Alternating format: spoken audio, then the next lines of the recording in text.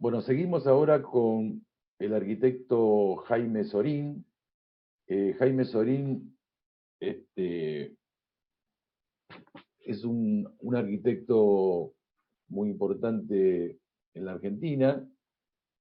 Él ha sido vicerrector en la UBA, fue decano en la Facultad de Arquitectura de la UBA, es profesor consulto actualmente, ha sido titular de proyecto arquitectónico e investigador, asesor de cooperativa de viviendas de organizaciones sociales,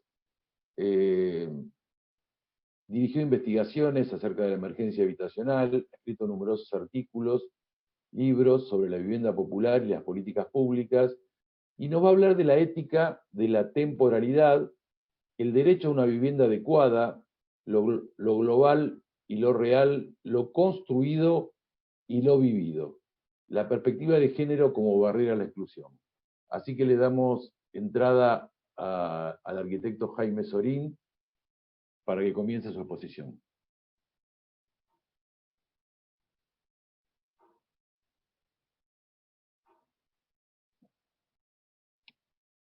Bueno, tenía el micrófono apagado, así que empezaré de nuevo. Bueno, estaba diciendo que agradezco, por supuesto, a todos los ministerios que estuvieron en la organización de esto y que siguen acompañando, y fundamentalmente a todos aquellos que están trabajando tan fuerte para que se desarrolle este concurso. Te faltó, Miguel, por ahí decir que en este momento soy decano de la carrera de Arquitectura de la UNDAV, Universidad del Gran Buenos Aires, universidad nueva, carrera nueva, con más de 2000 estudiantes, y creo que lo que voy a hacer hoy es representar un poco la tarea que venimos haciendo en conjunto con los docentes y estudiantes investigadores de la UNDAV. ¿Qué va a cambiar? ¿Qué va a cambiar? ¿Qué va a cambiar en el mundo? Es algo que no sabemos, pero sí sabemos qué tiene que cambiar. Sabemos que lo que tiene que cambiar básicamente es el patrón de distribución. América Latina es el continente más desigual del mundo, y esta desigualdad evidentemente ha salido a la luz en estos momentos de pandemia. Así que lo primero entonces yo quería remarcar es esto. Si va a haber cambios, lo que tenemos que cambiar es la distribución del ingreso, la distribución de la tierra, de qué manera distribuimos la vivienda, y además lo que tiene que cambiar es que el Estado, que estuvo tan ausente durante los años anteriores y que hoy está tan presente, siga estando presente a futuro y que no vuelvan más épocas tan oscuras. Todos hemos hablado y todas han hablado de casi todos los temas, con lo cual es bastante difícil innovar en todo esto. Pero yo quería mostrar algo, para empezar, perdón que voy a abrir la pantalla.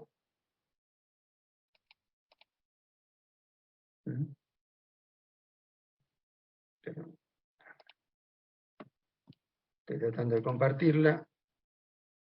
Acá estamos.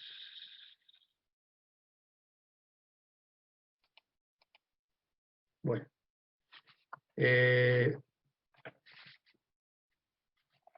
Este es el tema que Miguel había planteado, o estaba cuando me presentó, ¿no?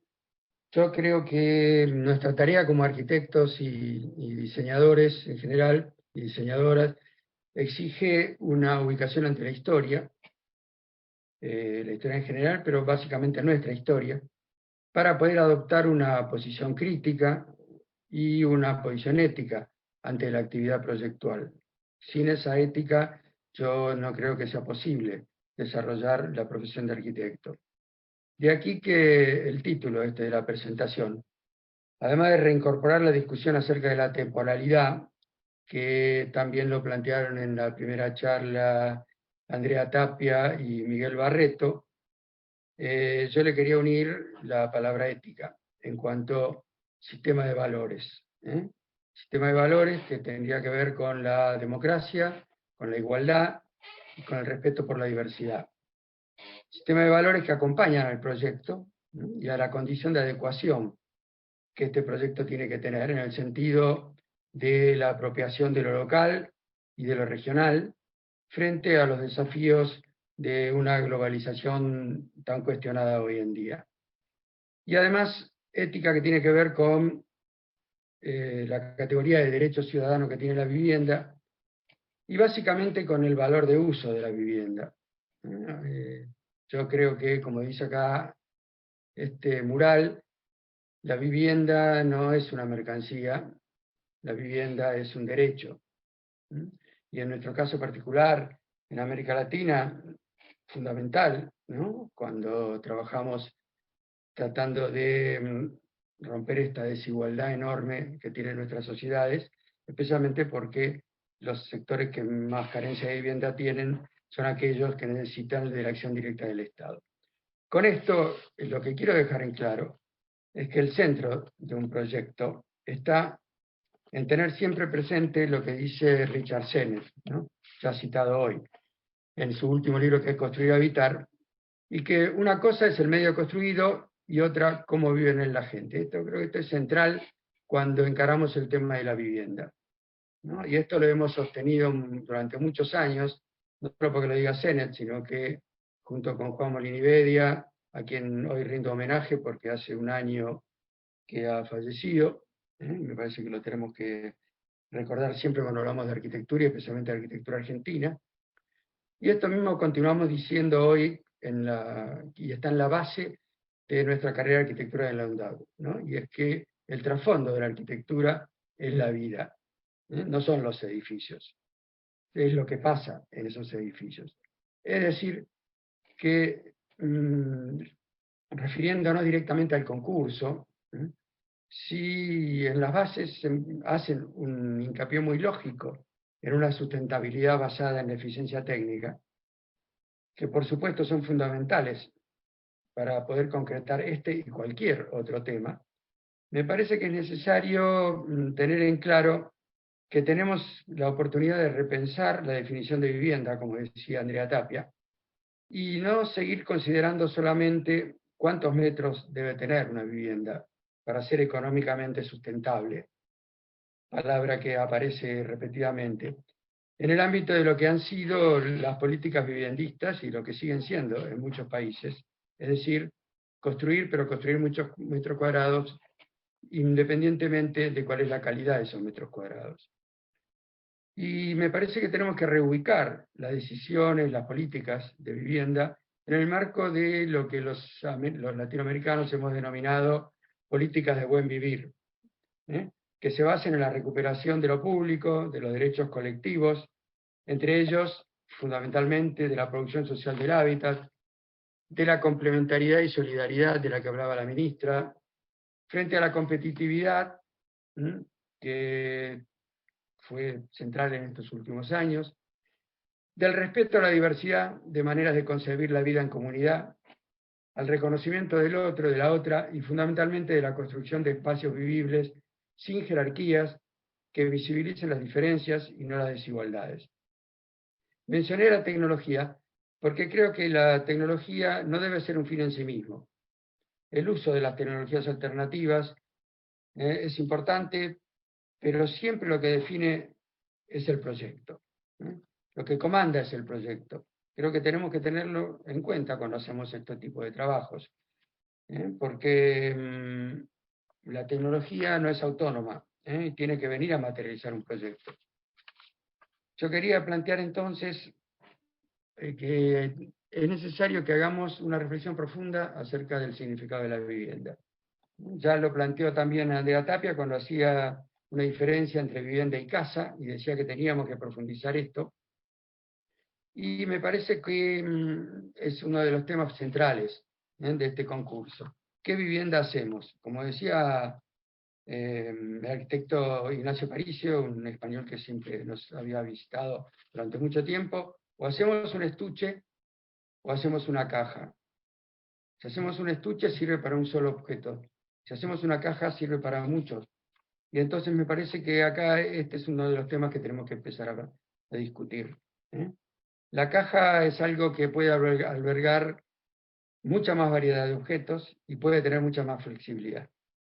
Y algo parecido a los soportes de Houbraken, por ejemplo.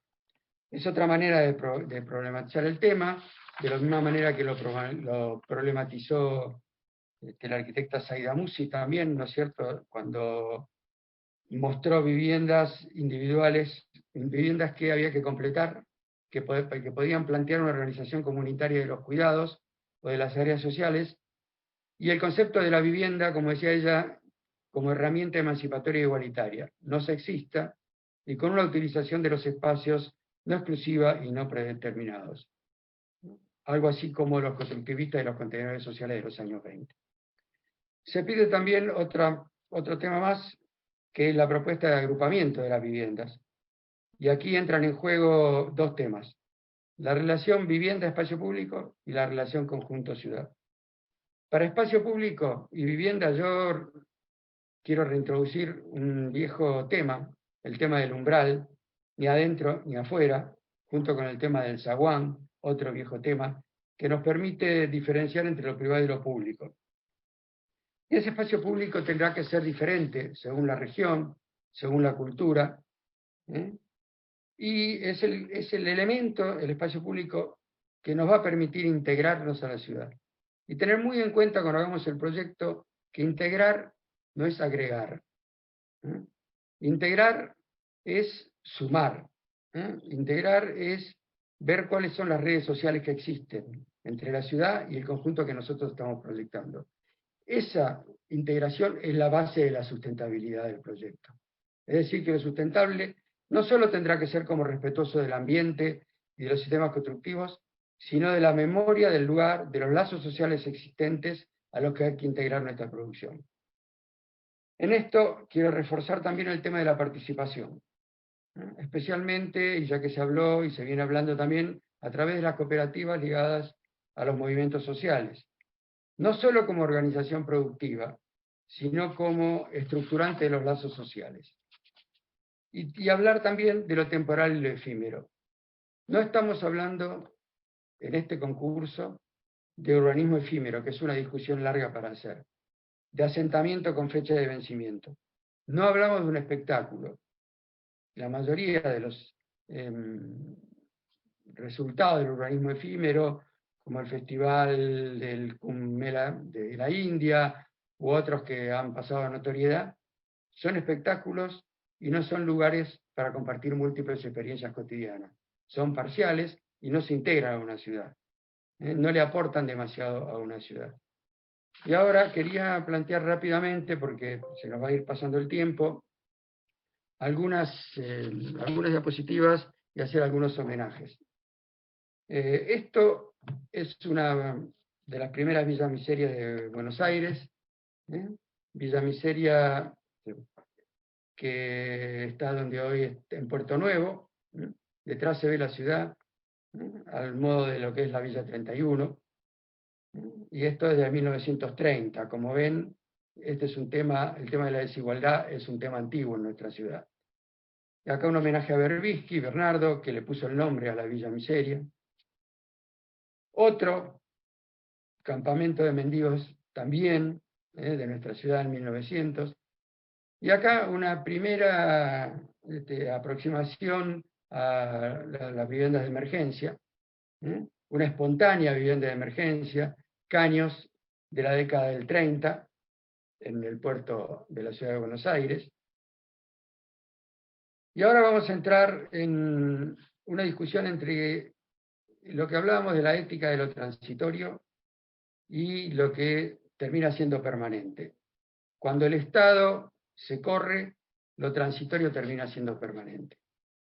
Y entonces en 1956, un plan de emergencia para la erradicación de las villas de emergencia planteó este modelo de vivienda. El tristemente célebre ingeniero Alzogaray, viviendas medio caños se llamaron, que se utilizaron también durante la Segunda Guerra Mundial y que tenían 13,3 metros cuadrados de superficie. Llamadas también viviendas de adaptación. ¿A quiénes se mandaba a estos lugares? Aquellos que se suponía no sabían vivir en la ciudad, que se suponía no sabían vivir en viviendas modernas, que había que habituarlos a nuevas condiciones de vida. Estas viviendas, y acá tenemos esto, este era el proyecto, estos son los proyectos, varios de estos proyectos se construyeron. Entonces tengamos en cuenta que nosotros tenemos que armar conjuntos, y que armen ciudad, y que sí conjuntos que se integren a la ciudad, como decíamos antes. Esto ni arma ciudad, ni se integra a la ciudad. Esto es simplemente un lugar, es casi como una prisión, como un lugar de reclusión, ¿no? Y la justificación de esto era justamente esa, la gente que hay que mandar acá para que tenga una transición, para que aprenda a vivir de la manera en que viven los otros. Esta era la planta, una planta que, como verán, mínima. El baño es un agujero, ni siquiera tenía un inodoro. Esto se construyó para el barrio Mitre, todavía sigue existiendo, ven acá hay algunos, con sistemas premoldeados, o lo que era el barrio Rivadavia, paredes de 4 centímetros de espesor. Acá tenemos como era el modelo. Y este es el barrio Mitre hoy. Quiere decir que lo transitorio se construyó en permanente, gracias además a la acción del conjunto de la población, generalmente cooperativas, generalmente movimientos sociales. Pero acá vemos algo muy particular de este tipo de vivienda, y era que todo el equipamiento era fijo, era de hormigón. Justamente, ¿por qué? Porque se suponía que no sabían usarlo. Acá está cómo se fue modificando, pero que sigue manteniendo condiciones de vida muy duras. Es decir, yo quiero señalar esto, que lo que hagamos como transitorio, tiene que ser transitorio. Tiene que estar pensado para unirse a la ciudad, y si lo que estamos pensando es que no va a ser transitorio, entonces tenemos ya que pensarlo de otro modo. Tenemos que pensarlo desde las técnicas regionales, de la manera de integrarse a la cultura existente, y no plantearlo como, ahora vamos a ver en otros lados, como transitorio permanente degradado, para poblaciones degradadas. Acá lo que vemos es cómo interviene el mercado. Yo les decía, para mí la vivienda es un bien de uso, y para el mercado es un bien de cambio. Esto es en Hong Kong, es esto. Son viviendas de 25 metros cuadrados, como prácticamente adentro de un caño, que se apilan una arriba de la otra, de esta manera, y acá se supone que vive gente. Esto es lo que hay que evitar. Yo creo que acá tenemos que tener muy en claro que el problema no son los metros cuadrados, el problema es la forma de vida que proponemos. Esto es un campamento de viviendas de emergencia que terminan siempre siendo permanentes. Esto es en Chile. Como ven, de acá a ciudad no hay nada. Acá hay un amontonamiento de viviendas, a donde cada cual hace de su vivienda lo que puede, y como se terminan siendo permanentes, acá ven cómo en pocos años cada uno termina apropiándose de esa vivienda y resolviéndola de modo independiente, como si fuera un juego, un rompecabezas, pero acá no hay ciudad. Y nosotros lo que estamos pidiendo justamente es que lo que armemos sea transición a la ciudad, lo que armemos pueda unirse a la ciudad, que lo que armemos sean elementos de urbanidad. Y ahora vamos a ver, y voy a hacer, aprovechando que hoy es el Día Mundial de las Cooperativas, y de que ya se habló de las cooperativas, voy a hacer un pequeño homenaje a un grupo de arquitectos que nos precedió, o que fueron contemporáneos y con los cuales hemos compartido cátedras y amistad. Esto es el plan de realojamiento de Villa 7, por ejemplo, que es un contemporáneo con esos caños que veíamos, con esas viviendas de 20 metros cuadrados o de 15 metros cuadrados, sin baño, con equipamiento fijo, etc. Acá lo que se planteó por primera vez es un trabajo de colaboración entre un grupo de arquitectos que trabajaban para el Estado, para la Ciudad de Buenos Aires, y un grupo de habitantes de una villa miseria que estaba en esta zona. El terreno que existía era este.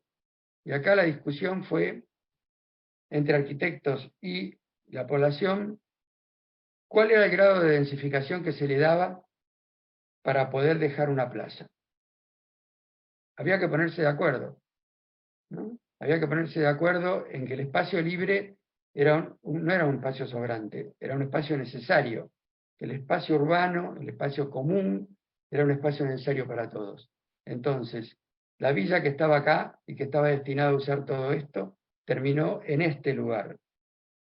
Y terminó de esta manera.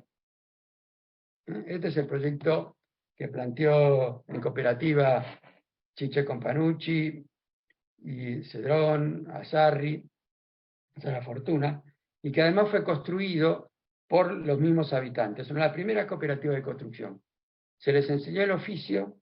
Estos son paneles que acá se ven, son paneles de ladrillo hechos en el lugar y que se fueron montando. Esto es hoy.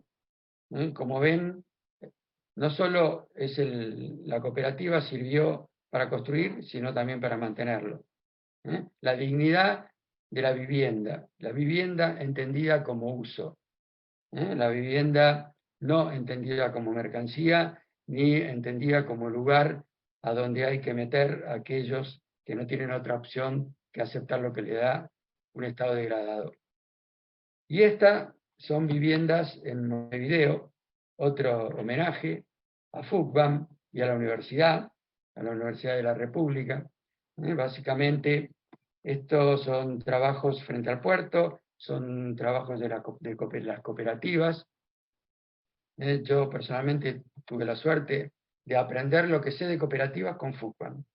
Alrededor del año 2000, cuando se hizo la ley 341, la ley de autogestión en la ciudad de Buenos Aires, y FUCBAM nos ayudó muchísimo, y pudimos ir siguiendo estas construcciones y ver de qué modo las cooperativas van transformando la ciudad. Acá hay otras cooperativas. Yo creo que en ese sentido, como lo planteó la arquitecta que me precedió, la tarea de FUCBAM y de la Universidad de la República, y básicamente de la Unidad Permanente de Vivienda, con los arquitectos, compañeros y amigos como Raúl Vallés, Alina del Castillo, ingeniero Benjamín Abún y FUCBAM, creo que han sido aquellos a que tenemos que homenajear desde América Latina. Y por último, mostrar la que yo creo es la mayor y mejor producción cooperativa que ha tenido nuestro país. Este es el barrio Alto Comedero, en Jujuy. Esto así fue como se concibió y como se hizo. Acá han trabajado, esto es una cosa, cuando no se hablaba de perspectiva de género, las compañeras de la Tupac estaban construyendo su vivienda. Cuando todavía nadie hablaba de estas cosas, estaban ellas sí hablando desde la organización social y desde la cooperativa de generar democracia, de generar horizontalidad, de generar participación. Yo creo que estos son los temas fundamentales. Nosotros podemos hacer el mejor proyecto, pero si no pensamos que en ellos va a vivir determinada población, si no pensamos que es esa población la que tiene que definir cómo va a vivir, vamos a errar. Vamos a hacer simplemente un dibujo, una buena maqueta, pero no vamos a tener el proyecto que estamos buscando.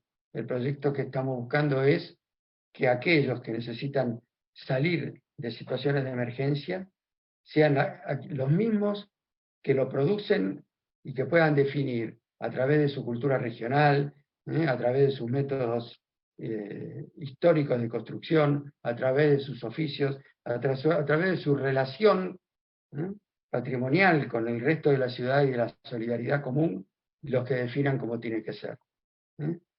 Y por último, yo quería poner a quien creo que es la mayor expresión de la cooperación en nuestro país y que lamentablemente, justamente por eso, ¿no?, por haber construido lo que mostramos, por haber tratado de sacar de la miseria a todo un sector de la población, hoy está sufriendo una injusta prisión. Así que bueno, esto es un poco lo que yo quería mostrar y volver a insistir que tenemos que poner en juego todas las herramientas proyectuales que sean posibles, incluyendo en esas herramientas proyectuales la intervención de la población. Que la sustentabilidad de un proyecto se da a través de la tecnología, pero que se da fundamentalmente si entendemos a ese proyecto relacionado muy fuertemente con el medio donde se va a instalar, con la población a la que va a servir.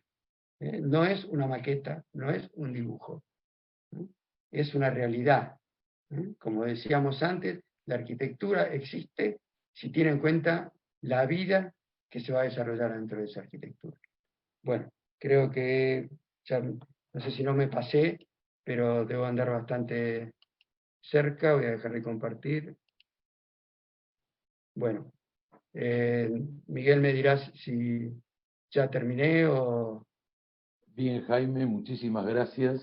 Bueno, gracias a Realmente ustedes. nos diste una muy linda charla.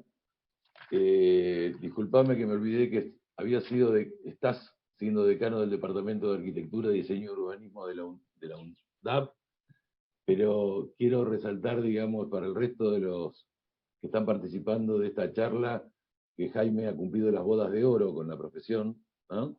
Le ha hecho honor a esos 50 años de práctica profesional, nos has paseado, digamos, de temas conceptuales y teóricos, de la ética, de lo público, de lo privado, del zaguán.